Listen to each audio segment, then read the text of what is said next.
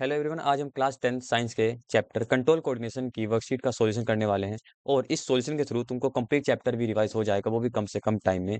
तो देखते हैं सबसे पहला question. Right the function of gustatory receptor and olfactory receptors. यहाँ पर तुमको पूछा गया है कि गस्टेटरी रिसेप्टर्स और ओल्फैक्टरी रिसेप्टर्स के हमको फंक्शंस बता दो। तो ये बताने से पहले हमको ये तो पता हो कि रिसेप्टर्स क्या होते हैं। तो देखो रिसेप्टर्स क्या होते हैं। Receptors they are the specialised tips of some nerve cells. Nerve cells होती है ना, न्यूरॉन्स वगैरह जो होते हैं, उनकी जो टिप्स होती हैं उस पर रिसेप्टर्स प्रेजेंट होते हैं। इन रिसेप्टर्स का काम क्या होता है, ये इन्फॉर्मेशन को डिटेक्ट करते हैं इन्वायरमेंट से। यानी कि जो हमारे आसपास होता है उसके कुछ चेंज आता है। जैसे मैंने किसी हॉट प्लेट को टच किया तो मुझे महसूस हो जाएगा कि मैंने गर्म चीज को टच किया है। तो वो किसकी वजह से आया? रिसेप्टर ने इन्फॉर्मेशन लिया इन्वायरमेंट से। अब वो जो इन्फॉर्मेशन उसने ली है वो ब्रेन तक पहुंची गई, फिर ब्रेन ने उसको रिस्पॉन्स किया, देन हमको फील हो गया। तो यही होता है रिसेप्टर्स का काम। और ये रिसेप्टर्स जो होते हैं वो अलग अलग टाइप के होते हैं। जैसे कि यहाँ पर एग्जांपल दे ही रखा है, gustatory receptors and olfactory receptors. तो गस्टेटरी रिसेप्टर्स जो होते हैं ना, ये हमारे प्रेजेंट होते हैं टंग के अंदर। TOUNGUE जो स्पेलिंग वर्ड देख लेना। टंग में ये प्रेजेंट होते हैं और इनका काम होता है टेस्ट को डिटेक्ट करना। ये होता है हमारा गस्टेटरी रिसेप्टर्स। अब दूसरा आता है ओल्फैक्टरी रिसेप्टर्स। ओल्फैक्टरी रिसेप्टर्स क्या होते हैं? ओल्फैक्टरी रिसेप्टर्स जो होते हैं वो नोज में प्रेजेंट होते हैं, यानी कि जो तुम्हारी नाक होती है उसमें प्रेजेंट होते हैं। इनका काम होता है स्मेल को डिटेक्ट करना। तो पहला क्वेश्चन यही था, रिसेप्टर्स क्या होते हैं और इसके टाइप्स बता दो। तो हमने बता दिए। अब दूसरे क्वेश्चन पे देखें तो define synapse, reflex action and reflex arc. ये क्या होता है? अब देखो यहाँ पर, मान लो मैंने यहाँ पर कुछ ऐसा इस तरीके से तुमने देखा होगा, न्यूरॉन होता है। ये न्यूरॉन मैंने यहाँ पर बना दिया है ना। तो इस न्यूरॉन के पीछे एक और न्यूरॉन होगा इस तरीके से। यहाँ पे अगर मैं बनाऊं, ये इस तरीके से यहाँ पर कनेक्शन होगा। तो ये बीच में ना गैप बच जाता है, दो न्यूरॉन के बीच में जब बन जाता है ये दूसरा न्यूरॉन है यहाँ पर। तो बीच में गैप बच जाता है। तो ये गैप जो होता है ना, इसी को बोलते हैं साइनेप्स। ठीक है, इसको बोला जाता है साइनेप्स। अभी देखो मैं तुमको चीजें बताता हूँ क्या होता है। सबसे पहले देखते हैं रिफ्लेक्स एक्शन क्या होता है।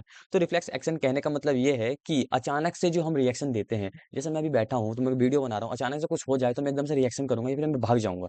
अगर आग वगैरह लग जाती है तो ये क्या होता है? Reflex action. कि मैंने आसपास के जो चेंज आया उसको देखते ही मैं कैसा रिस्पॉन्स कर रहा हूँ, तो उसको बोलते हैं रिफ्लेक्स एक्शन। तो देखो, it is a quick, sudden and immediate response of the body to the stimulus. यानी स्टिमुलस, अब यहाँ पर वर्ड आया, स्टिमुलस क्या होता है? स्टिमुलस का मतलब ये होता है कि तुम्हारे आसपास जो चेंज आया ना, उसको स्टिमुलस बोला गया है। अब उस स्टिमुलस के अकॉर्डिंग तुम रिएक्शन क्या देने वाले हो उसको बोला गया है रिफ्लेक्स एक्शन। अब रिफ्लेक्स एक्शन तुमको क्लियर है, रिफ्लेक्स एक्शन क्या होता है। दूसरा आता है रिफ्लेक्स आर्क क्या होता है। रिफ्लेक्स आर्क कहने का मतलब ये है, जैसे मैंने अपना हाथ को हॉट प्लेट पे टच किया तो वो वापस मैं हटा लेता हूँ। तो फिंगर से लेके मेरे ब्रेन तक ये सिग्नल गया होगा, फिर वापस आया होगा। तो ये जो पाथ फॉलो किया उसको बोला जाता है रिफ्लेक्स आर्क। यानी जो रिफ्लेक्स एक्शन पाथ को फॉलो करती है उसी को बोला जाता है रिफ्लेक्स आर्क। तो तुमको ये चीज समझ में आ गई होगी। अब यहाँ पर तुमको पहला बोला गया था डिफाइन साइनेप्स। साइनेप्स क्या होता है? साइनेप्स की बहुत सिंपल सी डेफिनेशन ये है, there is a gap between two neurons is called synapse. यानी दो न्यूरॉन के एक ही एंडिंग और एक ही स्टार्टिंग के बीच में जो गैप प्रेजेंट होता है उसको बोलते हैं साइनेप्स। पहला क्वेश्चन, दूसरा क्वेश्चन तुमको समझ में आ गया होगा। अब चलते हैं तीसरे क्वेश्चन पे। तीसरा क्वेश्चन क्या है? Explain the structure and functioning of human brain and it's type. यानी कि human brain most important part है इस चैप्टर का।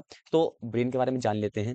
इसका स्ट्रक्चर बताना है, उसके टाइप्स बताने हैं और उनके टाइप्स के फंक्शंस बताने हैं। तो एक सब कुछ यहाँ पर लिखा हुआ है, बस तुमको समझना है ध्यान से और उसको बाद में पढ़ लेना है एक बार PDF डाउनलोड करके। ये सब तुमको टेलीग्राम पे और डिस्क्रिप्शन में दे दूंगा। ठीक है। अब देखो यहाँ पर, it is the main coordinating centre of the body which help us to think about the things. यानी कि जो हमें सोचने में मजबूर करता है, सोचने के लिए चीजों के बारे में सोचवाता है, उसको क्या बोलते हैं? ब्रेन बोलते हैं। मेन कोऑर्डिनेटिंग सेंटर होता है ये। अब इस ब्रेन के मेनली तीन पार्ट होते हैं। कौन कौन से पार्ट होते हैं? एक होता है हमारे पास फोर ब्रेन, एक होता है हमारे पास मिड ब्रेन और एक होता है हमारे पास हिंड ब्रेन। अब ये तीनों पार्ट के बारे में हमको पढ़ना है, इनके भी सब पार्ट्स के बारे में पढ़ेंगे। देखो अब यहाँ पर सबसे पहले देखते हैं फोरब्रेन क्या होता है। तो फोरब्रेन जो होता है वो largest and main thinking part होता है किसका? ब्रेन का। यानी कि जो फोरब्रेन होता है उसको मेन थिंकिंग पार्ट बोला जाता है और ये सबसे बड़ा पार्ट होता है ब्रेन का। ठीक, इतना समझ में आ गया। और इसका क्या काम होता है? ये सेंसरी जो इम्पल्स होती है, यानी कि जो हम आसपास से इंफॉर्मेशन गेन करते हैं रिसेप्टर्स के थ्रू, तो वो प्रोसेसिंग करने का काम किसका होता है? फोर ब्रेन का होता है। जनरली फोर ब्रेन के अंदर हमारी मेमोरीज होती हैं, यादें होती हैं। ठीक है। अब इसी का एक पार्ट होता है सेरिब्रम। तो फोरब्रेन बता दिया मेन थिंकिंग पार्ट है। अब सेरिब्रम क्या होता है, इसी का एक पार्ट होता है। अब सेरिब्रम है ये एक डोम शेप स्ट्रक्चर के शेप में होता है और ये रूफ ऑफ द ब्रेन कहलाया जाता है, ठीक है। तो इतनी तुमको लिखने की जरूरत है नहीं, वैसे बस तुमको ध्यान रखना है। It acts as the main thinking part of the brain. ये कैसे एक्ट करता है, मेन थिंकिंग पार्ट की तरह ब्रेन की। और ये रिस्पॉन्सिबल होता है किसके लिए, चीजों को बोलने के लिए, रीजनिंग के लिए, यानी कि जितनी भी इन्फॉर्मेशन हमारी यूसेज इन्फॉर्मेशन होती है उस सबको स्टोर करने के लिए हमारा क्या काम करता है, सेरिब्रम करता है। तो तुमको फोरब्रेन समझ में आ गया होगा, फोरब्रेन का पार्ट यानी सेरिब्रम भी समझ में आ गया होगा। अब दूसरे पे चलते हैं, मिड ब्रेन। मिड ब्रेन का क्या काम होता है और मिड ब्रेन क्या होता है। यहाँ पर देखो, it is composed of hypothalamus. Hypothalamus एक ग्लैंड होता है, हार्मोन होता है, वो क्या करता है हमारा, वो उसके बारे में बताया गया है मिड ब्रेन के। मिड ब्रेन का इतना वर्क है नहीं है, बट जो मेन है हमारा हिंड ब्रेन। हिंड ब्रेन और फोर ब्रेन से क्वेश्चन बनता बनता है। देखो यहाँ पर ये होता है हाइपोथैलेमस, ठीक है। Hypothalamus it lies on the base of the cerebrum. Cerebrum तुमको बता दिया क्या होता है, सेरिब्रम एक एक्ट लाइक का मेन थिंकिंग पार्ट, और ये क्या करता है, स्पीचिंग जो मेमोरीज होती हैं हमको स्टोर करने में हेल्प करता है, ठीक। दूसरा पॉइंट क्या बोला, it control the urgent for eating and drinking, यानी कि जो खाना वाना भूख वगैरह लगती है वो मिड ब्रेन की वजह से लगती है, ठीक है। जो हमारी स्लीप साइकिल्स होती है, अवेकनेस ऑफ साइकिल, यानी कि बॉडी की जो साइकिल्स होती है सोने की उठने की, वो कौन कंट्रोल कर रहा है, मिड ब्रेन कर रहा है, ठीक है। तो मिड ब्रेन हो गया, फोर ब्रेन भी हो गया। अब बात आती है हिंड ब्रेन की। अब हिंड ब्रेन ही तुम्हारा सबसे ज्यादा इंपॉर्टेंट है, तो इस हिंड ब्रेन को ध्यान से समझना और बाद में इसको रिवाइज कर लेना। हिंड ब्रेन क्या होता है, देखो, hind brain generally connection provide करता है between the spinal cord and the rest of the brain, यानी कि स्पाइनल कॉर्ड एंड जो रेस्ट ब्रेन होता है हमारे ब्रेन के बीच में एक कनेक्शन को बनाने का काम किसका होता है, हिंड ब्रेन का होता है। अब इस हिंड ब्रेन के होते हैं तीन पार्ट। एक होता है सेरिबेलम, ध्यान रखना, एक सेरिब्रम होता है वो फोर ब्रेन का पार्ट है, एक होता है सेरिबेलम, वो पार्ट होता है किसका, हिंड ब्रेन का। अब दूसरा है हमारे पास मेड्यूला, और तीसरा है हमारे पास क्या, पोन्स। तो ये हमारे तीन होते हैं क्या, ब्रेन, हिंड ब्रेन के पार्ट। अब इनके फंक्शन देख लेते हैं, कौन कौन से पॉइंट तुमको ध्यान रखने हैं, मैं उनको टिक लगा देता हूँ। सेरिब्रम का क्या काम होता है, सबसे पहली बात तो ये होता कहाँ पे, ये सेरिब्रम के नीचे होता है, ठीक है। जितने भी हम मूवमेंट्स करते हैं, मोटर फंक्शंस होते हैं, वो कौन कंट्रोल करता है, सेरिब्रम करता है। और सबसे इंपॉर्टेंट, ये कंट्रोल करता है posture and balance of the body. और वॉलेंट्री एक्शन को देखो, एक्शन हमारे बॉडी के अंदर दो तरीके से की जाती है, एक वॉलेंट्री एक इनवॉलेंट्री। वॉलेंट्री भी होती है जो हम कंट्रोल में रखते हैं, और इनवॉलेंट्री भी होती है जो हम कंट्रोल नहीं कर सकते हैं। जैसे कि हार्ट बीटिंग, हम उसको कंट्रोल नहीं कर सकते हैं, मूवमेंट ऑफ हैंड हम कंट्रोल कर सकते हैं, तो ये वॉलेंट्री, और जो हार्ट की बीटिंग है वो इनवॉलेंट्री एक्शन हो जाएगी। तो यही है सेरिबेलम का काम, मेन है इसमें पोस्चर और बैलेंस करने का काम, मतलब बॉडी के, वो कौन करता है, सेरिबेलम करता है। और नेक्स्ट देखते हैं मेड्यूला। मेड्यूला का क्या काम होता है, it form the brain stem. दूसरा पॉइंट देखो, इसका पहला पॉइंट तुम याद करो मत करो, दूसरा देख लेते हैं। इट लाइज और at the base of the brain and continues into the spinal cord, यानी कि ये होता कहाँ पर है, ब्रेन के बेस में होता है, बेस में, और ये कहाँ तक जाता है, स्पाइनल कॉर्ड से जुड़ा होता है, ठीक है। अब इसका क्या काम होता है, ये इनवॉलेंट्री एक्शंस को जितने भी होते हैं हमारी बॉडी के अंदर वो कंट्रोल करता है मेड्यूला। जैसे कि मैं तुमको बता ही चुका हूँ, hearing, heart beating and respiration, जितने भी ये प्रोसेस होते हैं, इनवॉलेंटरी एक्शंस हमारी बॉडी के अंदर है, वो कौन कंट्रोल कर रहा है, मेड्यूला। और जो वॉलेंटरी एक्शंस है वो कौन कंट्रोल कर रहा है, वो हमारा सेरिबेलम। अब लास्ट, पोन्स। पोन्स क्या होता है, इट कंसो कंट्रोल द वॉलेंटरी एक्शंस, यानी इनवॉलेंटरी एक्शंस को ये कंट्रोल करके रखता है ये भी। और रेस्पिरेशन में इसका बहुत ज्यादा रोल होता है। तो बस तुमको ये ध्यान रखना है, हिंड ब्रेन के तीन पार्ट होते हैं, सेरिबेलम, मेडुला, पोन्स, और इनके फंक्शन तुमको पता होने चाहिए। ये जो पॉइंट्स मैंने लगाए हैं इनको तुम रिवाइज कर लेना, ठीक है। चलो देखते हैं अब next question, what happen at synapse. देखो अभी मैं तुमको एक्सप्लेन करके आ रहा हूँ कि साइनेप्स क्या होता है। साइनेप्स का मतलब है दो न्यूरॉन के बीच में जो गैप होता है उसको बोलते हैं साइनेप्स। अब बोलेगा कि वो साइनेप्स पर ऐसा क्या होता है, मतलब साइनेप्स जो होते हैं वहां पर होता क्या है। तो यहाँ पर इसका आंसर देखो, बड़े ध्यान से लिखा हुआ है, क्या, neurons receives information from the receptor. मैं तुमको बता चुका हूँ रिसेप्टर क्या होते हैं, वो इंफॉर्मेशन गेन करते हैं इन्वायरमेंट से। इलेक्ट्रिकल इंपल्स जनरेट होते हैं, जैसे ही उनके पास इंफॉर्मेशन आती है ना, तो एक इलेक्ट्रिकल इंपल्स जनरेट होती है, इलेक्ट्रिकल सिग्नल जनरेट हो जाता है डेंड्राइट पे। डेंड्राइट क्या होता है, जो ये हमें तुमको डायग्राम यहाँ पे दिखाया है, ये जो इसकी टिप्स होती है ना, इसको डेंड्राइट्स बोला जाता है। ये जितनी भी जो है ये डेंड्राइट्स हैं, ठीक है। तो डेंड्राइट के ऊपर एक इलेक्ट्रिकल सिग्नल जनरेट होता है। अब ये जो इम्पल्स है वो ट्रेवल करेगी डेंड्राइट से सेल बॉडी में, यानी कि जो न्यूरॉन सेल है उसकी बॉडी में जाएगा, डेंड्राइट से सेल बॉडी में गया। अब यहाँ से सेल बॉडी में जाने के बाद ये न्यूरॉन के एंड तक पहुंच जाता है। अब न्यूरॉन के एंड पर पहुंचने के बाद ये ट्रांसफर होता है नेक्स्ट न्यूरॉन में। बट नेक्स्ट न्यूरॉन में जब ये ट्रांसफर होता है तो ये केमिकल फॉर्म में होता है, यानी कि electrical signal is converted into the chemical signal at the synapse. Synapse में क्या होता है, इलेक्ट्रिकल सिग्नल कन्वर्ट होता है केमिकल सिग्नल्स में। There is a gap between the two neurons is called synapse, जो तुमको मैं बता चुका हूँ। और chemical across the gap transfer the same signal to the next neuron. तो ये तुमको समझ में आ गया होगा, ये अच्छे से याद कर लेना, बहुत इंपॉर्टेंट क्वेश्चन है ये साइनेप्स का। चलते हैं नेक्स्ट पार्ट पे, यानी नेक्स्ट क्वेश्चन पे।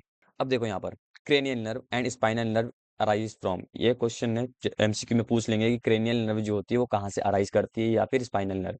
तो क्रेनियल नर्व देखो, नर्व्स का मतलब होता है नसें, यानी कि जो हमारे जिसमें ब्लड सिग्नल जाते हैं और ब्लड फ्लो करता है, तो उनको नर्व्स बोला जाता है, ठीक है।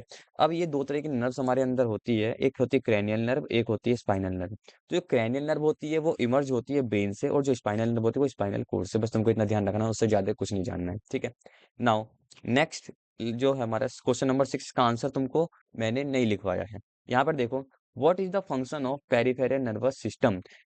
देखो, एक होता है सेंट्रल नर्वस सिस्टम, एक होता है पेरिफेरल नर्वस सिस्टम। एक होता है हमारे पास सीएनएस यानी कि सेंट्रल नर्वस सिस्टम, एक होता है हमारे पास पीएनएस पेरिफेरल नर्वस सिस्टम, ठीक है। तो सेंट्रल नर्वस सिस्टम में तो हमारा ब्रेन और स्पाइनल कॉर्ड आ जाते हैं। पेरिफेरल नर्वस सिस्टम क्या होता है, पेरिफेरल नर्वस सिस्टम में आती है हमारी नर्व्स। कौन कौन सी, क्रेनियल और स्पाइनल नर्व्स। इनका काम क्या होता है, ब्रेन को कम्युनिकेट करने में ये हेल्प करते हैं other parts of the body से। ये काम होता है पेरिफेरल नर्वस सिस्टम का। तो it is a type of system which help to communicate the brain to other parts of the body, ठीक है। इसकी डेफिनेशन में लिख देता हूँ, it help to communicate the central nervous system to other part of the body. ये होता है पेरिफेरल नर्वस सिस्टम का काम। पेरिफेरल कहने का मतलब बीच वाला, जो कि इधर का उधर के, इधर की बात उधर करता है, उधर की बात इधर करता है, ठीक है। अब चलते हैं नेक्स्ट क्वेश्चन पे, क्वेश्चन नंबर 7। इसका आंसर हम पहले ही पढ़ चुके हैं, ब्रेन के मतलब जो ब्रेन वाला क्वेश्चन था कंप्लीट। तो वहां पर देखो क्या बोल रहा है, what is the function of cerebellum. Cerebellum का फंक्शन क्या होता है, तो इसका जो मेन आंसर है होगा ये, it control the posture and balance of the body. इसका मेन आंसर ये होगा, ठीक है। Now move to the next question, question number 8। Question number 8 में देखो, यहाँ पर होता है मूवमेंट्स आ गई हैं। तो ये मूवमेंट वाला जो क्वेश्चन है, देखो मूवमेंट जो होती हैं, दो टाइप की मूवमेंट्स हमारे इस चैप्टर में दे रखी है। एक होती है ट्रॉपिक मूवमेंट, एक होती है ट्रॉपिक मूवमेंट, और एक होता है हमारी नेस्टिक मूवमेंट। तो ट्रॉपिक मूवमेंट होती हैं जो ग्रोथ पे डिपेंड करती हैं, और नेस्टिक मूवमेंट वो होती हैं जो ग्रोथ इंडिपेंडेंट होती हैं। तो तुमको ट्रॉपिक और नेस्टिक में अगर डिफरेंस पूछा जाए तो बोल देना कि ट्रॉपिक वो होती हैं जो कि ग्रोथ पे डिपेंड करती हैं, और नेस्टिक वो होती हैं जो कि ग्रोथ पे डिपेंड नहीं करती हैं। अब जनरली जो होती हैं ट्रॉपिक मूवमेंट भी हमारी कई टाइप की होती हैं, देखो यहाँ पर। तो 4 टाइप की हमारी ट्रॉपिक मूवमेंट्स इसमें बुक में दे रखी हैं। पहली है फोटोट्रॉपिक मूवमेंट, दूसरी है जियोट्रॉपिक मूवमेंट, तीसरी है केमोट्रॉपिक, और चौथी है हमारे पास हाइड्रोट्रॉपिक मूवमेंट, या फिर हाइड्रोट्रॉपिज्म, फोटोट्रॉपिज्म, जियोट्रॉपिज्म, अलग अलग नाम हो सकते हैं, ठीक है। अब फोटोट्रॉपिक कहने का मतलब क्या है, जियोट्रॉपिक, केमोट्रॉपिक और हाइड्रोट्रॉपिक, इनका मतलब ये है, देखो देखो कोई भी प्लांट का पार्ट अगर उसकी मूवमेंट लाइट के डायरेक्शन में हो रही है तो समझ जाना कि वो फोटोट्रॉपिक मूवमेंट है। अगर उसकी मूवमेंट वाटर की डायरेक्शन में हो रही है तो समझ जाना वो क्या है, हाइड्रोट्रॉपिक मूवमेंट है। अगर ग्रेविटी की तरफ हो रही है तो जियोट्रॉपिक, और केमिकल की तरफ हो रही है तो समझ जाना कि केमोट्रॉपिक। तो सबकी डेफिनेशन सेम लिखी जाएगी, देखो यहाँ पर लिखी हुई है, the movement of the plant part in response to the light is called the phototropic movement. बस इतनी इसकी डेफिनेशन लिख देनी है, यहाँ पर एक्स्ट्रा लिखा हुआ है। और एग्जाम्पल में लिख दोगे, द स्टेम और root growing plant bends toward the light, ये तुम कर सकते हो। दूसरा देखो जियोट्रॉपिक मूवमेंट, जियोट्रॉपिक में the movement of the plant part in response to the gravity is called the geotropic movement, इतना तुमको लिख देना है। Then plant parts move toward the direction of the gravity, भाई इसका एग्जांपल ये हो जाएगा। ऐसे ही हाइड्रोट्रोपिन, ऐसे ही केमिट्रोपिन, इनको तुम जितनी जितनी मैंने डेफिनेशन तुमको बताई है उतना ही करना है, उससे ज्यादा नहीं करना है, ठीक है। अब क्वेश्चन नंबर 9 पे अगर हम मूव करते हैं तो क्वेश्चन नंबर 9 में तुमको क्या बोल रहा है, अब आते हैं हॉर्मोन्स पे। देखो मैं तुमको बता चुका हूँ मूवमेंट दो टाइप की हमारी दे रखी है, कौन कौन सी, एक ट्रॉपिक मूवमेंट्स होती है, एक नेस्टिक मूवमेंट्स होती हैं। ट्रॉपिक कौन सी होती है, जो ग्रोथ पे डिपेंड करती हैं, और जो नेस्टिक होती हैं वो ग्रोथ पे डिपेंड नहीं करती हैं, ठीक है। तो ये तुमको मैंने इनकी डेफिनेशन बता दी है। अब चलते हैं हॉर्मोन्स के ऊपर। देखो प्लांट और एनिमल के हॉर्मोन्स होते हैं, उन हॉर्मोन्स के बेस पे ही प्लांट के अंदर ग्रोथ देखी जाती है, एनिमल्स के अंदर ग्रोथ देखी जाती है। उनका अलग अलग काम होता है, यानी उनकी हेल्प से हम कोऑर्डिनेशन करते हैं। तो अब देखते हैं वो प्लांट के हार्मोन कौन से होते हैं और एनिमल के हार्मोन्स कौन से होते हैं। तो चलिए पहले क्वेश्चन देखते हैं, right the plant hormones with their functions. तो प्लांट के जनरली 4 हार्मोन्स होते हैं, एक होता है ऑक्सिन, जिबेरलिन, साइटोकिनिन और एब्सिसिक, जिसमें से जो ऑक्सिन होता है और जिबैलिन होता है, इन दोनों का काम होता है ग्रोथ को बढ़ाना, यानी प्लांट के अंदर ग्रोथ को प्रमोट करना। देखो अब ये कहाँ-कहाँ प्रेजेंट होते हैं। देखो ऑक्सिन क्या, auxin it is a hormone that synthesise in the young shoot tip promote fruit shoot growth, यानी कि ये शूट्स पे प्रेजेंट होता है जो कि हेल्प करता है ग्रोथ करने में शूट्स की, यानी रूट्स वगैरह और शूट वगैरह, और या फिर फ्रूट्स वगैरह की, ठीक है। तो ये इसका ग्रोथ का काम होता है, इसका काम है ग्रोथ करवाना। दूसरा जिबैलिन, जिबैलिन का भी सेम ही काम होता है। Plant hormones which promote the cell enlargement and cell differentiation in the presence of auxin, यानी कि ऑक्सीजन की प्रेजेंस में ये सेल के इनलार्जमेंट यानी कि उसका डेवलपमेंट में हेल्प करता है। ये सारे लिखे हुए हैं, तुम कर सकते हो। अब आता है साइटोकाइनिन। साइटोकाइनिन देखो, साइटोकाइनिन का काम होता है सेल डिवीजन में। अब प्लांट बड़ा होगा तो उसमें सेल डिवीजन भी तो होना चाहिए ना। तो साइटोकाइनिन जो होता है वो प्रमोट करता है सेल डिवीजन को प्लांट के अंदर। एक एक पॉइंट भी लिख दोगे काफी है। अब देखो तुम यहाँ पर पहला, दूसरा और तीसरा अगर तुम देखोगे तो ये सब ग्रोथ का काम कर रहे हैं। तो उस ग्रोथ को रोकने के लिए एक प्लांट के अंदर हार्मोन होता है जिसका नाम होता है एब्सिसिक। ये एब्सिसिक क्या करता है? It is growth inhibition hormone, यानी कि ये ग्रोथ को रोकने का काम करता है। तो ये चार हार्मोन है, चारों को पढ़ लेना है। जहां पे मैंने अंडरलाइन कर उस लाइन को तो याद ही कर लेना है, बाकी करो या मत करो, वो बस तुम्हारे नॉलेज के लिए, जिससे कि तुम्हें कंटेंट मिल जाए लिखने के लिए। नाउ अब मूव करते हैं हमारे 10th क्वेश्चन पे। यहाँ पर तुम्हारे हार्मोन कंप्लीट हो गया है, मूवमेंट्स कंप्लीट हो गई हैं, जो कि मेन पार्ट है इस चैप्टर का। अब यहाँ पर देखो क्वेश्चन नंबर 10। क्वेश्चन नंबर 10 में पूछा why iodine is necessary in our food, हमारे खाने में आयोडीन की जरूरत क्यों होती है, क्यों बोला जाता है कि खाने में आयोडीन होना ही चाहिए। उसके पीछे का रीजन ये है कि जो आयोडीन होता है, आयोडीन एक हार्मोन जो थायरोक्सिन होता है, यानी कि थायराइड ग्लैंड होता है गले के अंदर, जो कि प्रोड्यूस करता है थायरोक्सिन हार्मोन को, ठीक है। थायरोक्सिन हार्मोन को बनाने के लिए आयोडीन की जरूरत होती है, और उस आयोडीन अगर तुम नहीं दोगे तो तुम्हारा थायरोक्सिन नहीं बनेगा। थायरोक्सिन नहीं बनेगा तो थायराइड ग्लैंड प्रोड्यूस नहीं करेगा। अब थायराइड ग्लैंड प्रोड्यूस नहीं करेगा तो तुम्हें एक बीमारी हो जाएगी जिसको बोलते हैं गोइटर। गोइटर एक ऐसी बीमारी होती है जिसमें जो इंसान का गला होता है वो फूल जाता है because of deficiency of thyroxine. तो उस थायरोक्सिन को बनाने के लिए तुमको आयोडीन की जरूरत होती है, ठीक है। तो ये था हमारा आयोडीन से रिलेटेड एक क्वेश्चन, इंपॉर्टेंट क्वेश्चन है ये भी। अब चलते हैं क्वेश्चन नंबर 12 पे चलते हैं, 11 पे हम बाद में मूव करेंगे क्योंकि 12 वाला पोर्शन 11 के पहले है। यहाँ पर देखो, जैसे मैंने तुमको बताया प्लांट हॉर्मोन्स, उसी तरीके से इंसान यानी एनिमल्स के अंदर भी एनिमल्स हॉर्मोन्स होते हैं। अलग अलग हॉर्मोन्स का अलग अलग काम होता है। तो सबसे पहला हार्मोन दे रखा है जो तो मैंने अभी तुमको बताया है, थायराइड ग्लैंड। थायराइड ग्लैंड क्या होता है? थायराइड ग्लैंड ऐसा ग्लैंड होता है जो प्रोड्यूस करता है थायरोक्सिन हार्मोन को। अब ये थायरोक्सिन हार्मोन और रेगुलेट करता है कार्बोहाइड्रेट, प्रोटीन, फैट, बॉडी के मेटाबॉलिज्म को, ठीक है। तो थायराइड ग्लैंड का काम क्या होता है? ये प्रोड्यूस करता है थायरोक्सिन हार्मोन। दूसरा देखें एडर्नल ग्लैंड। एडर्नल ग्लैंड क्या करता है? ये एडर्नलिन हार्मोन को प्रोड्यूस करता है। और इस हार्मोन की वजह से क्या होता है, जब तुम पैनिक सिचुएशन में होते हो या फिर जब तुमको वाइवा देने जाना होता है या एग्जाम होता है किसी भी चीज का, तो तुम्हारे जो पेट में अजीब अजीब सा होता है या फिर तुमको स्ट्रेस आता है, एंजाइटी आती है, वो सब इसकी वजह से होता है। क्योंकि ये जो ऐसा ग्लैंड है ये डायरेक्टली ब्लड में आ जाता है, ब्लड में फ्लो होता है, प्रोड्यूस होता है। इसका नाम होता है एड्रेनलिन, जो कि प्रोड्यूस होता है एड्रेनल ग्लैंड से, ठीक है। तीसरा पेनक्रियाज। पेनक्रियाज एंजाइम भी निकालता है, मैंने लाइफ प्रोसेस में तुमको बताया था 3 तरह के एंजाइम निकलते हैं जो डाइजेस्ट करते हैं कार्बोहाइड्रेट, फैट और प्रोटीन को। ये पेनक्रियाज हार्मोन भी रिलीज करता है। तो तुमसे एक क्वेश्चन पूछा जाएगा कि name the gland which produce both hormone and enzymes, तुम बोलोगे पेनक्रियाज, ठीक है। और यहाँ पर देखो ये क्या करता है, ये इंसुलिन प्रोड्यूस करता है और ग्लाइकोजन। देखो इंसुलिन तुमको पता है, अगर इंसुलिन तुम्हारी बॉडी में नहीं निकलेगा तो तुम्हारा जो ब्लड शुगर है यानी कि शुगर लेवल है वो इंक्रीज हो जाएगा। तो उस शुगर लेवल को मेंटेन करने के लिए तुमको इंसुलिन की जरूरत पड़ती है। अगर इंसुलिन किसी की नहीं निकलता है तो हम एक्सटर्नली उसको लेते हैं, उसके इंजेक्शन आते हैं, ठीक है। तो ये हो गया। दूसरा आता है टेस्टिस। टेस्टिस का तुमको पता है टेस्टोस्टेरोन प्रोड्यूस करता है, जिसमें क्या बोलते हैं जो मेल्स की प्रॉपर्टीज होती हैं, जो बियर्ड आना ये सब, और क्रैकिंग बॉयज जो होती है, वो सब किसकी वजह से आती है? टेस्टिस प्रोड्यूस करता है एक हार्मोन जिसका नाम होता है टेस्टोस्टेरोन, ठीक है। एक होता है हमारा, अब यहाँ ओवरी देख लो, जिस तरह टेस्टिस में मेल के लिए, फीमेल में क्या था? ओस्ट्रोजन, ठीक है।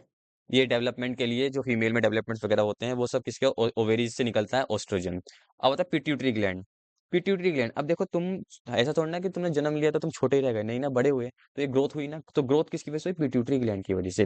पिट्यूटरी ग्लैंड क्या करता है? ग्रोथ हार्मोन को रिलीज करता है एनिमल्स के अंदर, ठीक है। अब मैंने तुमको बता दिया भाई इतने सारे हार्मोन्स निकल रहे हैं, अब कौन सा हार्मोन किस टाइम निकलेगा, कितना निकलेगा, कितने अमाउंट में निकलना चाहिए, तो उसको कंट्रोल करने के लिए भी कोई होना चाहिए ना, तो उसको कंट्रोल करने के लिए हमारे पास होता है फीडबैक मैकेनिज्म। तो क्वेश्चन नंबर 11 ये है कि फीडबैक मैकेनिज्म को एक्सप्लेन करो क्या होता है। तो देखो, the timing and amount of hormone release in our body is controlled by the mechanism called the feedback mechanism. यानी कि फीडबैक मैकेनिज्म एक ऐसा मैकेनिज्म होता है जो कंट्रोल और अमाउंट को कंट्रोल करके रखता है कि कितना अमाउंट में हार्मोन रिलीज होने वाला है। तो ये सब होता है फीडबैक मैकेनिज्म की वजह से। तो ये था हमारा चैप्टर 7 कंट्रोल कोऑर्डिनेशन, जिस वर्कशीट का सॉल्यूशन, जिसमें हमने क्या किया, पूरे चैप्टर को भी रिवाइज कर लिया और हमारे इंपॉर्टेंट क्वेश्चन भी तैयार हो गए। अब तुमको क्या करना है, इसको डाउनलोड करना है टेलीग्राम से और डिस्क्रिप्शन से, कहीं से भी कर सकते हो। उसको एक बार पढ़ना है, याद कर लेने जो मैंने अंडरलाइन करी है, देन उसके बाद तुम सैंपल पेपर क्वेश्चन लगाओगे, तुमको लगेगा कि हाँ हमने चैप्टर पढ़ा हुआ है। तो मिलते हैं इसके नेक्स्ट वीडियो में।